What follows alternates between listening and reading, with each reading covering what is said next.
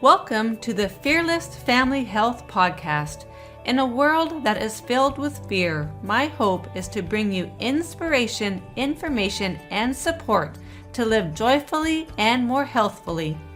Join me as each week I will bring you empowering tips as well as interviews with parents, doctors, and experts to bring you vital information to make you the master of your family's future. Hello, everybody, and welcome to another episode of Fearless Family Health. Today, I have a speaker lined up that I am so excited to introduce you to. This is Dr. Stephanie Mage. She has been taking care of families in her chiropractic office for over 20 years and has a plethora of information and wisdom and knowledge to share with you.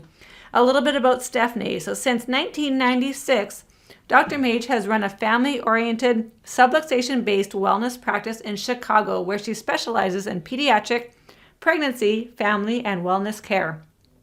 Dr. Mage is certified in Pediatrics and the Webster Technique from the International Chiropractic Pediatric Association. She has a Bachelor of Science in Clinical Nutrition and a Doctorate in Chiropractic.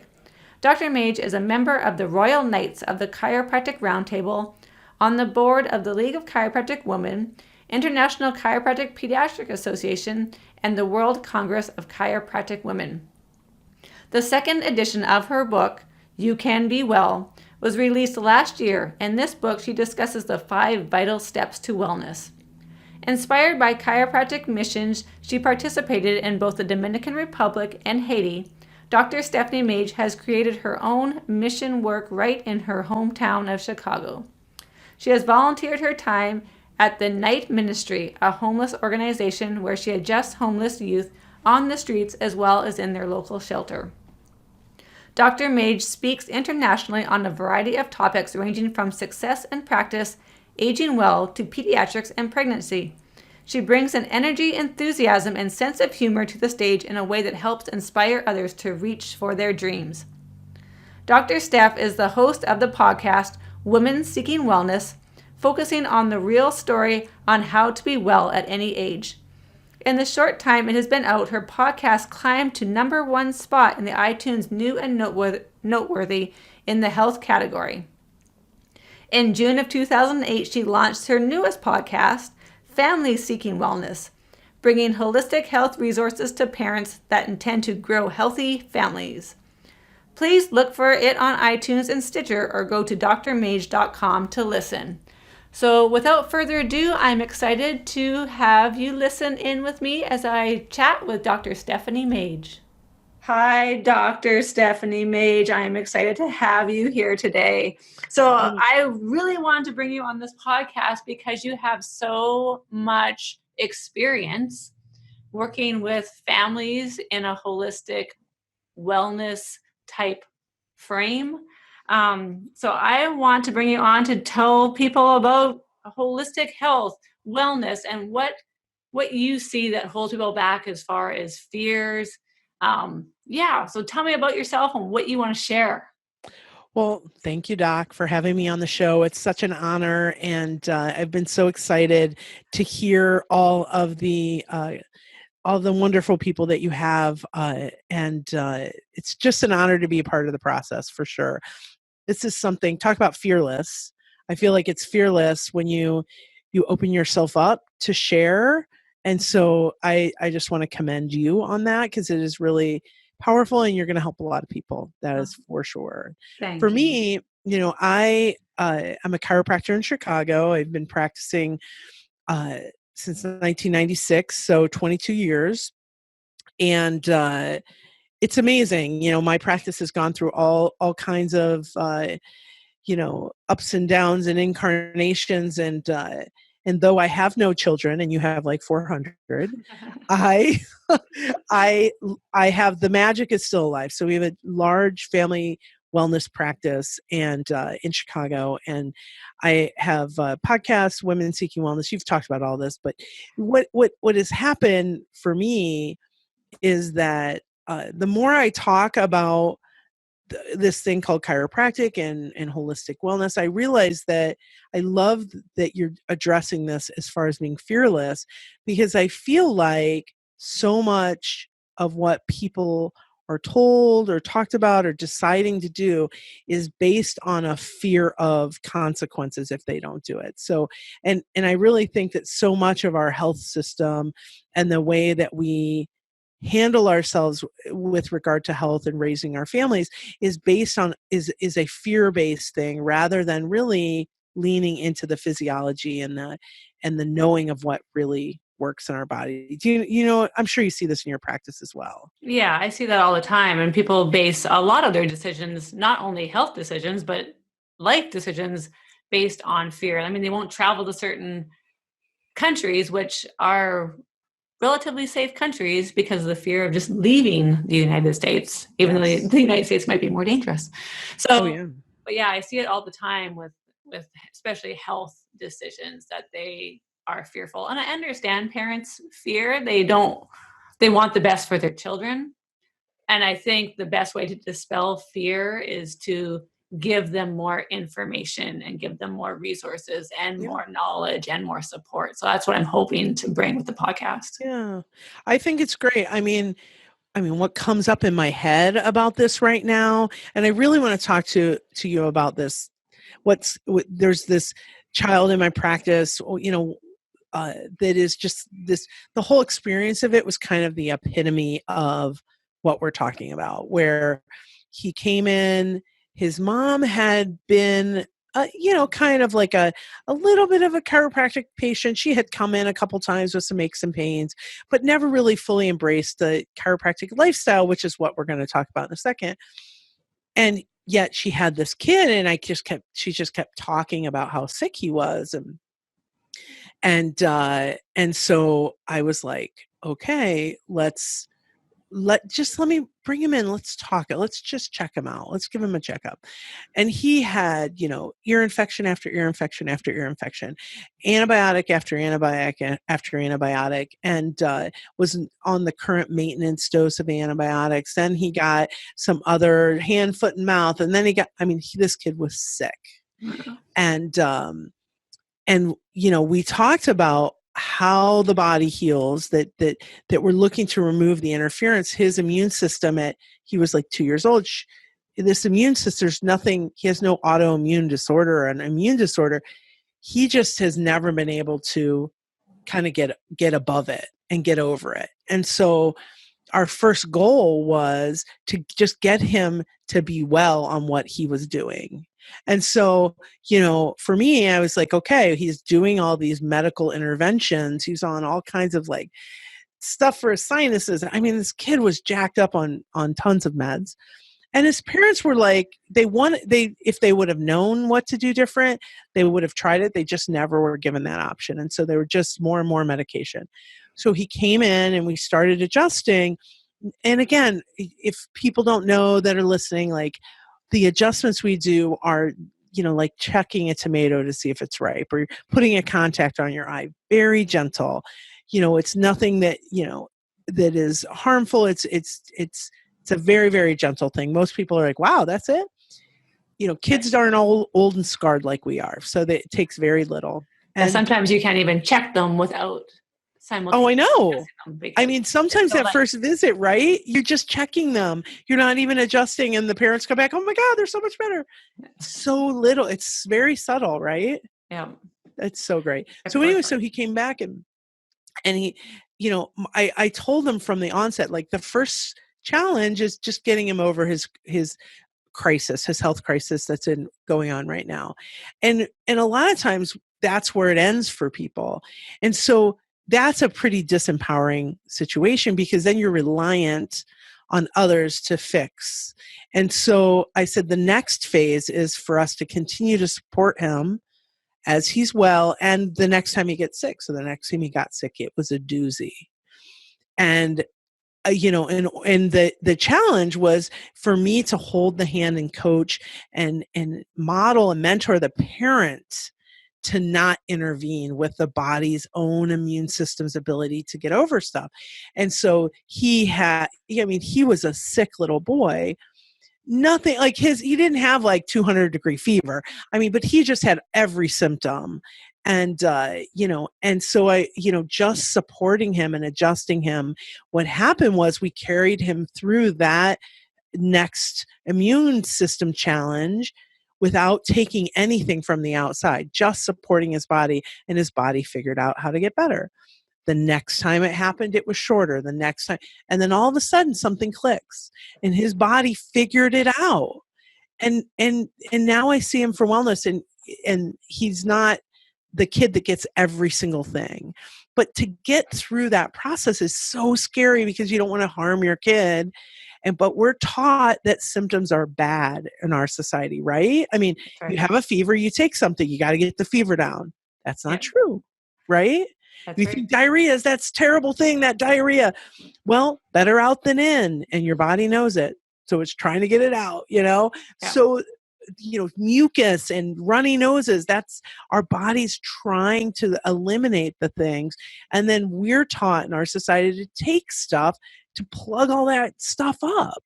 And so no wonder these things go on and on and on and on. So that to me is like an example of what, so many chiropractic family practices do, because we see people regularly, we're able to hold their hand and take them through that process, rather than here's this thing, take these pills and we'll see you if it doesn't get better, Yeah, we offer them a completely different perspective. For a lot of people have never thought about health in that way. They're taught that a symptom means bad.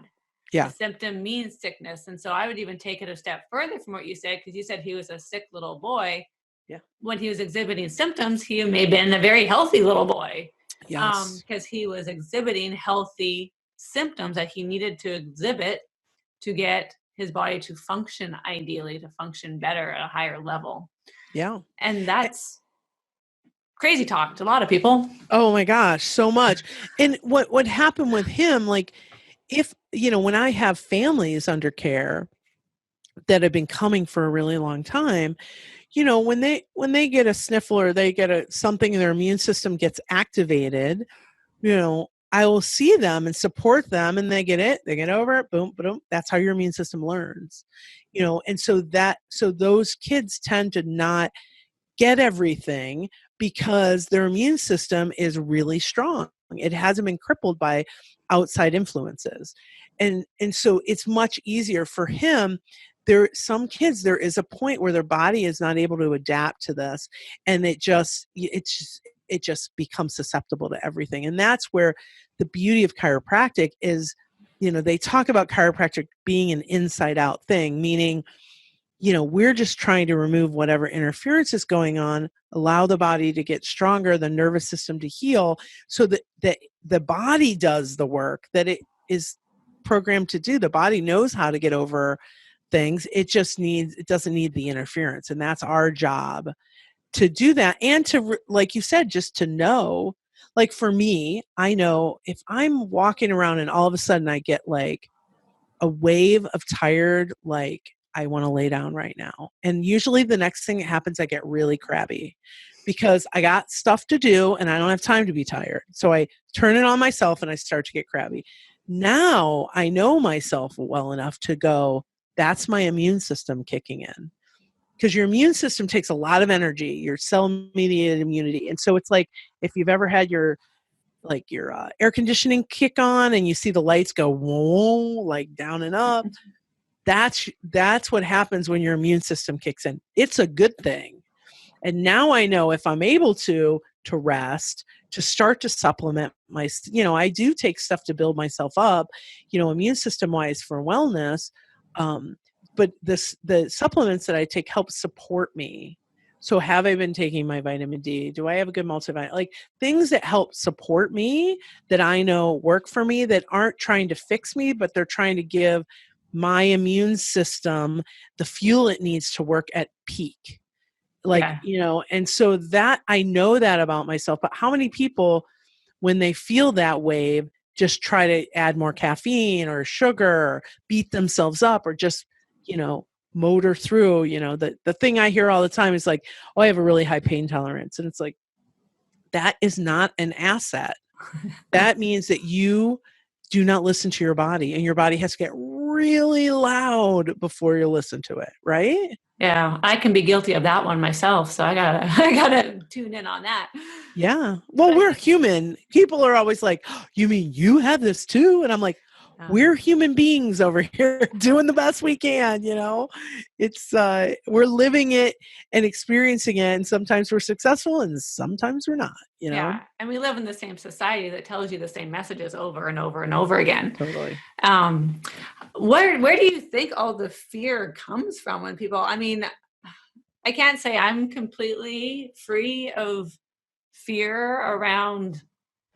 I mean, I'm not that fearful of symptoms. People say I'm way too relaxed with my children, but I think it's just I know what's happening with them, and I know that they'll get out on the other end, and I know the signs of like, okay, maybe they do need assistance, and we need to like step in and just help them Yeah. a little bit more, like with the medical care or something like that. So, part of my knowledge and my lack of, not total lack of fear, my reduction of fear, is having education, knowing when it really needs to be fearful.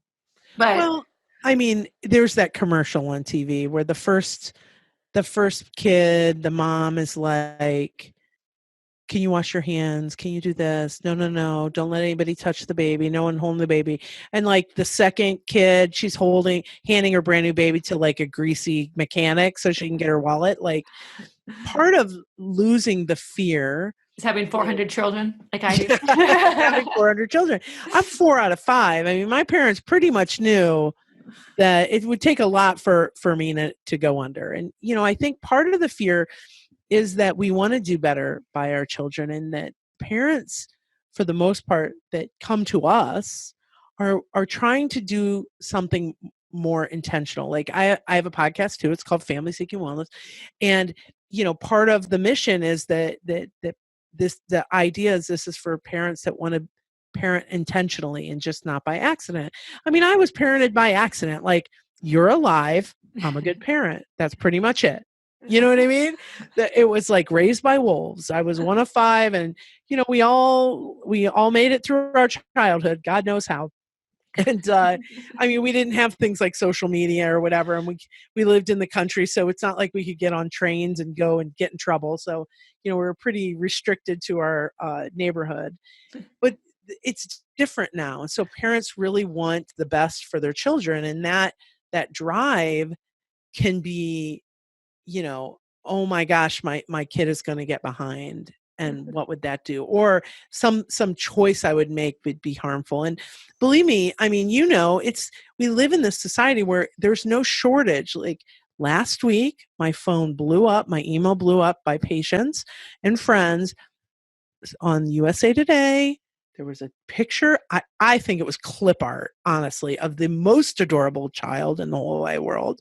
And it says, this child died 10 days before getting their flu shot. Don't let your child die too, or something. I mean, it was like that legit. If you Google it, that was that legit. What?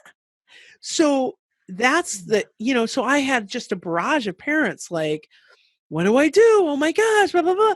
You know, that have chosen that a flu shot is very ineffective. And this is not me talking, this is the research. And, you know, and that vitamin D supplementation is so much better, and getting adjusted. These kids are, you know, these stories that you hear are, you know, is really a media sales pitch for this stuff. And I remember way back when I was first starting to see children, somebody told me that, and they literally sent me an article from the trades of pharmaceutical trades where they say, this is our media plan for vaccine sales, you know, so they'll talk about in the, you know, late summer, how this is going to be a really bad year. Then they'll throw out some, you know, shortage things. We might have a shortage. Then they'll throw some case studies about people that, you know, get really sick and die from it. And then they'll, you know what I mean? And so, and I mean, every year it's exactly the same because it works. Yeah, we had it was some newspaper or some article that was written exactly the same thing you were just talking about. And every year it's like the timeline might shift just, you know, by 2 or 3 weeks. but Yeah. every year it's the same story. Yeah. But yeah, and it's in my mind, it's fear mongering. So we're It is. surrounded by it. Well, I mean, that really, really, if you think about it, why do people watch the news? Why do people watch the weather? You know, we are a fearful nation. I think we are all living in PTSD post 9/11 personally. And so that fear sells stuff. Sorry. Now I'm under explicit. Sorry. It sells stuff. The fear sells. And so they know that. And so if you look at, uh, headlines and what they're talking about, it's like they want eyeballs on the TV. So if there's going to be a possibility of a storm, they're talking about that storm 3 days from now because the people are afraid and they want eyeballs on TV so that they can sell their advertising. So the same thing happens in medicine and with health. And we don't want to think that we're not being advertised to, but we are, and so then we do the thing and we do these things and the kids can get sicker. And then it's like we just lean more into it. And so it is a different paradigm in chiropractic. And I think that its time has come and that people, it's not as, I mean, I had a woman today that found me on Google. I mean, she didn't like meet my next door neighbor or my, this patient. She just Yelped me, and so this is like a different world we live in. It isn't such a long whatever between, people deciding to come in. And for me in my practice, and I'm sure it's the same way in your practice, people see kids in there and then they will ask, well, what are they coming for? And then you'll tell them and they're like, oh, well, I have a blah, blah, blah. And that's how a lot of the children come in. And it's grassroots. Like people will say, well, why didn't my medical doctor tell me? Like, yeah. I don't know. Coke doesn't tell you to drink Pepsi. I don't know. They don't have time for that kind of counseling. I mean, they really, they know very little about chiropractic or what we're very much anyway. I mean, they really don't know. I have a medical doctor who is right across the street from me, and I refer people over to him who want medical care. And I don't think he's referred anybody over here yet. I'm still kind of waiting. It's been like 8 years. So, yeah. Well, good luck with that. Yeah, I'm like, so he's very friendly. He's nice. We share parking spots. Yeah. We say hi in the parking lot. Like he's a great guy, super nice, great medical doctor, but he just doesn't know what we do. He doesn't have any idea of really what we're doing over here. So. Yeah.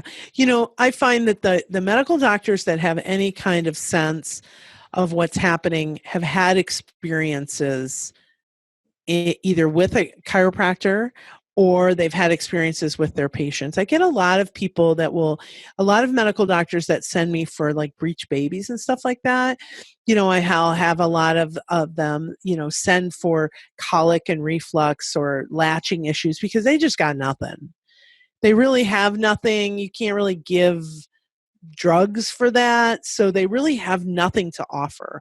So they, when people come back and say, oh my God, that was great, then it changes their mind. I find it harder with things when they have stuff to offer. If they come in with an ear infection, even though the American Academy of Pediatrics, the Medical Doctor Academy of Pediatrics says don't give antibiotics for a viral ear infection. And yet they do. It's the number one reason that children get antibiotics is ear infection, and the number 2 surgery are tubes, and the number 1 surgery is circumcision, and the number 1 reason for emergency room visits for children is ear infection. So, I mean, these are, they got to have something. So to me, it would make perfect sense, but again, they're not taught, and the medical profession is so overwhelmed.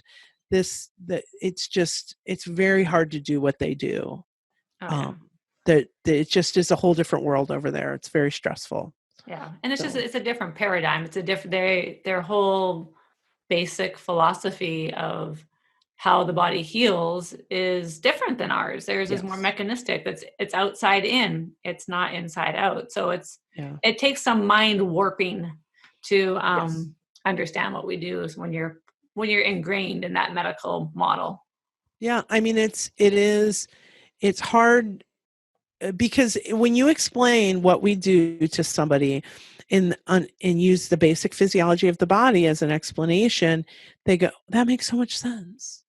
And it does. It makes so much sense. Yet it is a different approach, because the main focus of medicine is symptom reduction and getting the body back, the numbers of the body back to normal. So whatever your blood work is, whatever, getting all that to look, no matter how you do it. So like I have a guy that was coming to me with leg pain and leg numbness and all this, and it ended up being from his statins.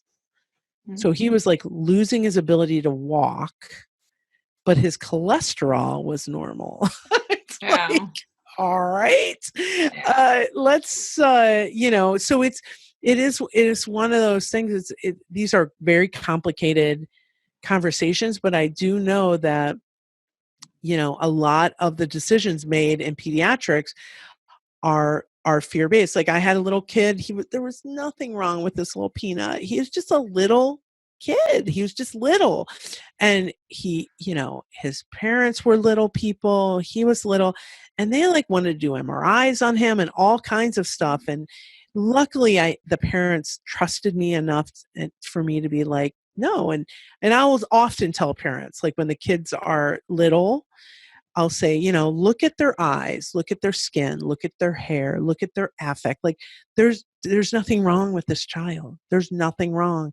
They're just smaller. They just don't fit on their chart of, 1950s breastfed or bottle fed babies or whatever. And, and so, there's a lot of, again, a lot of fear driving the decisions, and a lot of it in medicine is based on like risk management, Yeah.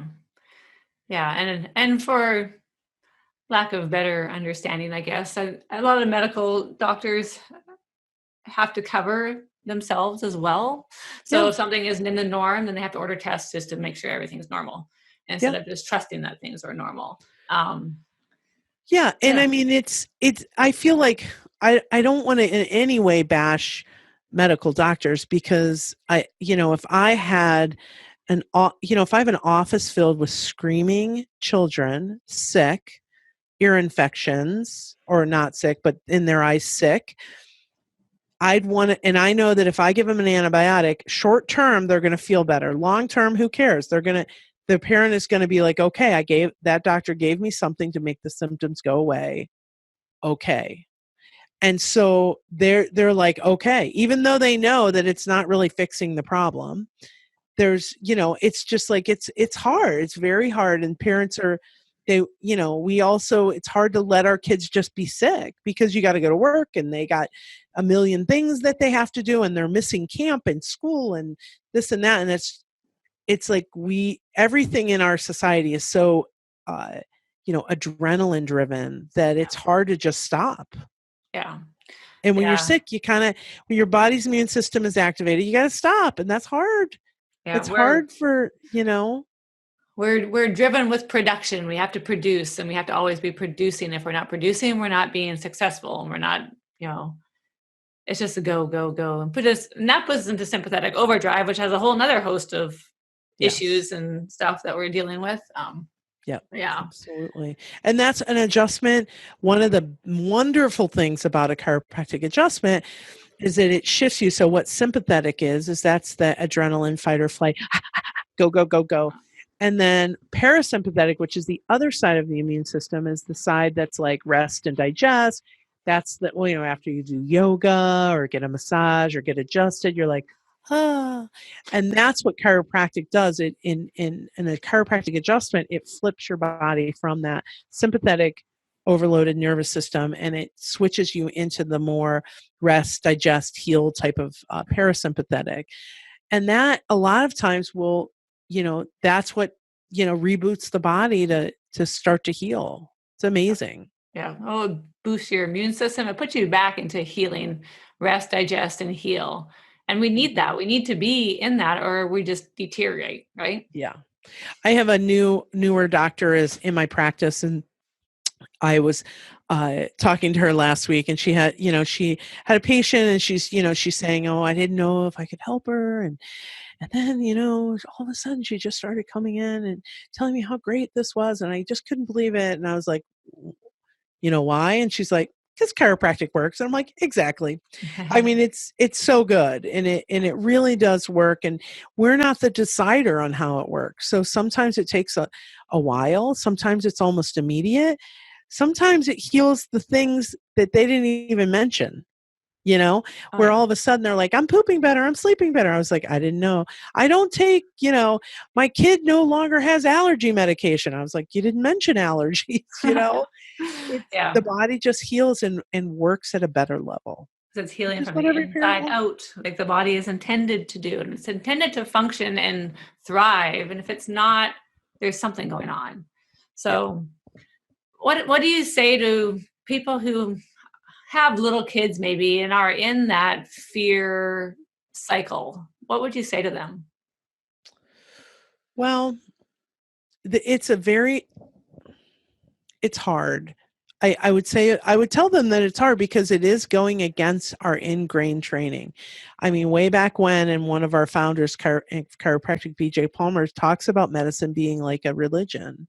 And so it's like telling somebody, trying to change somebody's idea about the religion, and then nowadays about politics. Like, people are entrenched.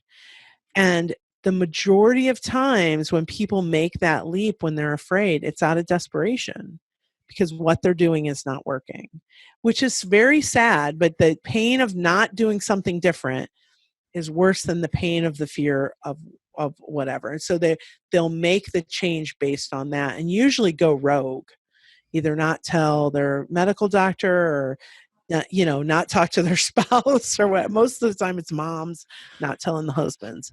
And so it's an unfortunate thing. I mean, the thing with chiropractic that so many people know to be true is that it just helps the body work so much better. The kids digest better, they think better, they act better. They're just like we were talking about.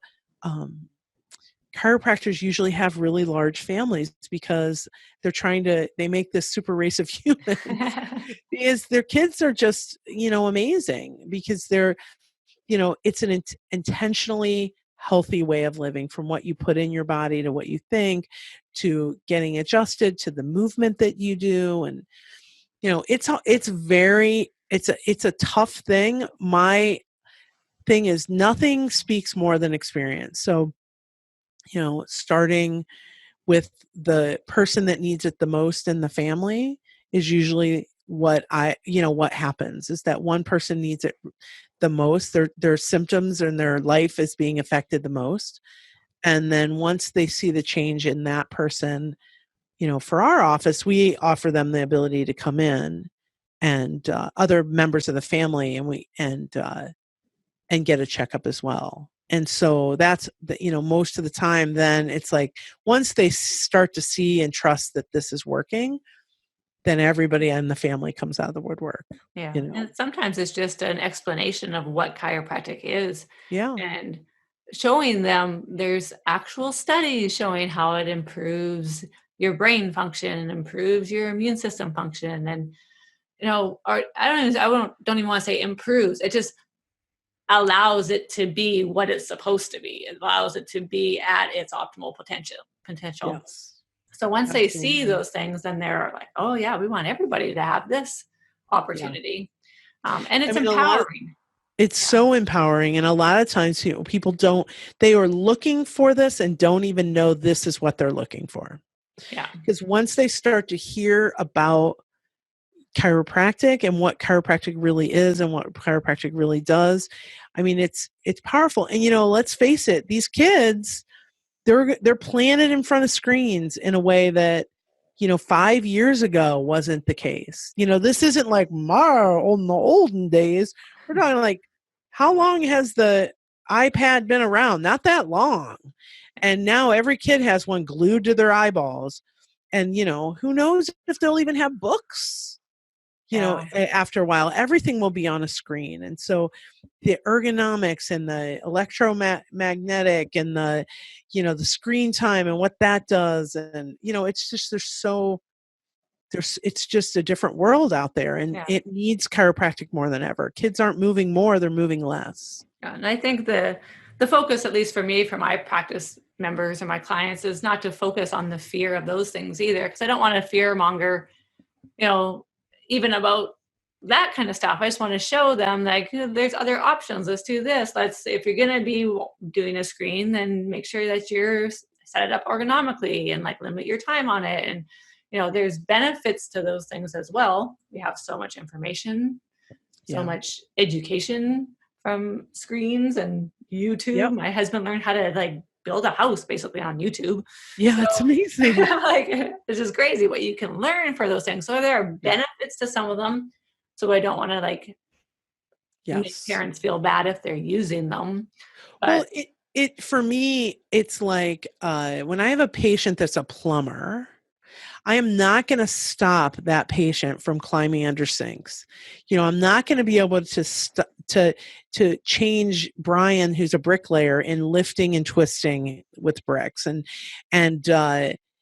so this is the world that we live in, and what chiropractic offers is the ability to add a positive when those things are adding negatives, so that if you're looking at a balanced scale, we want to put more of the positives in the system.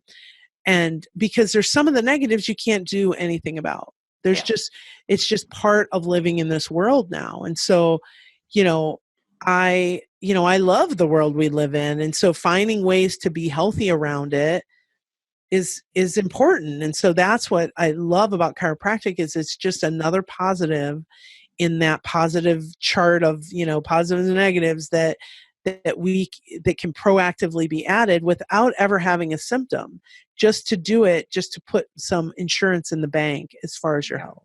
Yeah. And more than ever, maybe we could say chiropractic is needed because of the negatives in our environment.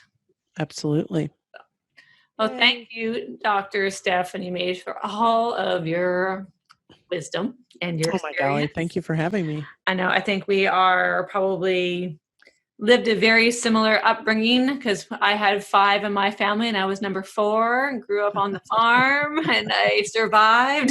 So there you go. I didn't know that about us until today. So that's pretty cool. Well, there you go. Wow. No wonder we've seemed to have an affinity towards each other for so long. I know. It's just how we're meant to be, these farm girls. Yay. Do you have any parting thoughts for the families out there? Well, I just love families. I love, I always say that, my hope for families is, every parent wants better for their children, right? And so I think back when my parents were parents, they grew up, in the, after the Depression, and times were tough, and they wanted to have more stuff for their kids, nicer houses, blah, blah, blah. But I don't think our kids need more stuff anymore. I think our kids need a better ability to decipher what will make them healthy and whole, how to manage this world that we live in, and how to know themselves better. And I think that to me is my intention. And I think chiropractic can play a huge role in helping them with that. So anyway, that's my closing thought. Awesome. So if anybody has any questions about chiropractic, you can contact Dr. Mage, or you can contact myself. Another great website for chiropractors who work with especially kids and pregnancy is the icpa.com. It's the ICPA, the number 4 for kids. Kids.org. O-R-G. I always forget if it's org or com, because it's org for the public. It's con for us docs. Perfect. It's so great. That website has tons of research and information. It has a doctor finder. We got our training through them, and they're just a wonderfully giving organization, and great resources. Yeah. So thank you very much for joining me today. And thank you. I will hope to talk to you again soon. Thanks. Thank you for joining us on the Fearless Family Health Podcast.